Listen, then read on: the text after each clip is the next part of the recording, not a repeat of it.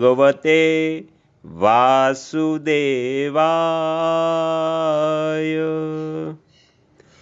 લોમસજી કહે છે, જે વિષ્ણુ છે તેમને શિવ જાણવા જોઈએ, અને જે શિવ છે તે વિષ્ણુ જ છે।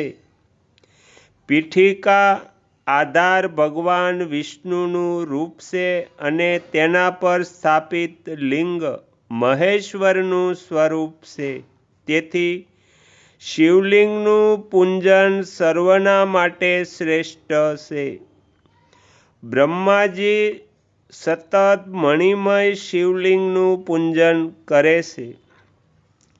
ઇન્દ્ર રત્નમય, ચંદ્રમા મુક્તામય તથા સૂર્ય તામ્રમય લિંગની સર્વદા પૂજા કરે છે। કુબેર ચાંદીના શિવલિંગની, વરુણ થોડા લાલ રંગના શિવલિંગની, યમરાજ નીલા રંગના શિવલિંગની, નૈઋત્ય કોણના અધિપતિ રજત વર્ણ તથા વાસુદેવ કેસરી રંગના શિવલિંગની નિરંતર આરાધના કરે છે। આ પ્રમાણે ઇન્દ્ર વગેરે સમસ્ત લોકપાલ શિવલિંગના ઉપાસક છે। પાતાળમાં પણ બધા લોકો શિવપૂજક છે। ગંધર્વ અને કિન્નર પણ શિવની ઉપાસના કરે છે।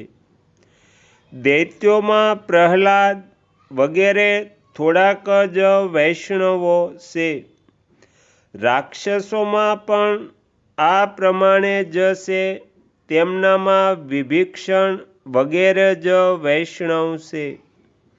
બલિ, નમુચી, હિરણ્યકશ્યપ, વૃષપર્વા, સૌહાર્દ વગેરે તથા શુક્રાચાર્યના બીજા પણ ઘણા શિષ્યો શિવ ઉપાસક છે। આ પ્રમાણે મોટાભાગે બધા દૈત્ય, દાનવ અને રાક્ષસ શિવની આરાધનામાં જ વ્યસ્ત રહે છે। રાવણે એવી તપસ્યા કરી હતી જે દરેકના માટે દુર્લભ હતી। મહાદેવજીને તપ બહુ વહાલું છે। તેઓ રાવણની તપસ્યાથી બહુ જ પ્રસન્ન થઈ ગયા।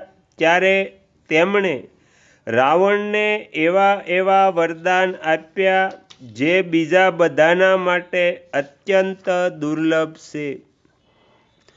રાવણે ભગવાન સદાશિવ પાસે જ્ઞાન, વિજ્ઞાન, યુદ્ધમાં અજેયતા તથા શિવજી કરતાં બમણા મસ્તક પ્રાપ્ત કર્યા। મહાદેવજીના 5 મુખ છે, તેથી તેમનાથી બમણા મુખ પ્રાપ્ત કરીને રાવણ 10 મુખ થયો। તેણે દેવતાઓ, ઋષિઓ અને પિતરોને પણ સંપૂર્ણ રીતે પરાસ્ત કરીને તે બધા પર પોતાનું પ્રભુત્વ સ્થાપ્યું। ભગવાન મહેશ્વરની કૃપાથી તે સર્વથી અધિક પરાક્રમી થયો। મહાદેવજીએ તેને ત્રિકૂટ પર્વતનો રાજા બનાવી દીધો। આ પ્રમાણે શિવલિંગની પૂજાના પ્રભાવથી રાવણે ત્રણેય લોકને વશ કરી લીધા। દેવતાઓને ભારે ચિંતા થઈ। તે બધા મળીને શિવલોકમાં ગયા અને દ્વાર પર કિંકરોની જેમ જઈને ઊભા રહ્યા। હે દેવાધિદેવ જગદીશ્વર, તમે 6 ઐશ્વર્યથી યુક્ત હોવાથી ભગવાન કહેવાશો, તમને નમસ્કાર છે। આ સંપૂર્ણ ચરાચર જગતના આપ જ આધાર છો। આ જગત એક લિંગ છે જેને તમે આધાર પીઠ રૂપ થઈને ધારણ કર્યું છે। હે પ્રભુ, અમારા માટે અગાઉ પણ તમે અનેક વખત અવતાર ધારણ કર્યો છે। તમે જ મત્સ્ય રૂપે ધારણ કરીને બ્રહ્માજીના મુખમાં વેદોની સ્થાપના કરી છે। તમે જ હયગ્રીવ રૂપે મધુ અને કૈટભ નામના દૈત્યોને માર્યા છે। કશ્યપ અવતાર ધારણ કરીને તમે પોતાની પીઠ પર મંદરાચલ પર્વતને ઉઠાવ્યો હતો. વારાહ રૂપ ધારણ કરીને તમે હિરણાક્ષ દૈત્યનો વધ કર્યો હતો તથા નરસિંહ રૂપે હિરણ્યકશ્યપુને માર્યો છે. વામન અવતાર ધારણ કરીને તમે જ બલિને બાંધ્યો અને ભૃગુકુળમાં પરશુરામ રૂપે પ્રગટ થઈને તમે જ કાંતવીર્ય અર્જુનનો વધ કર્યો છે.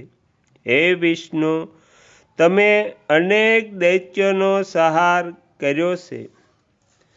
તો અહીંયા સ્કંદ પુરાણનો 3જો ભાગ આપણે સમાપ્ત કરીએ છીએ. હવે પછીના વિડીયોમાં આપણે 4થો ભાગ સાંભળીશું. તમે તમારો કિંમતી સમય આપી એકાગ્ર ચિત્તે પ્રસન્નતાપૂર્વક સ્કંદ પુરાણ સાંભળ્યું એ બદલ હું આપ સૌનો ખૂબ ખૂબ આભાર વ્યક્ત કરું છું અને આશા પણ રાખું છું કે તમને સાંભળવું ગમ્યું હશે.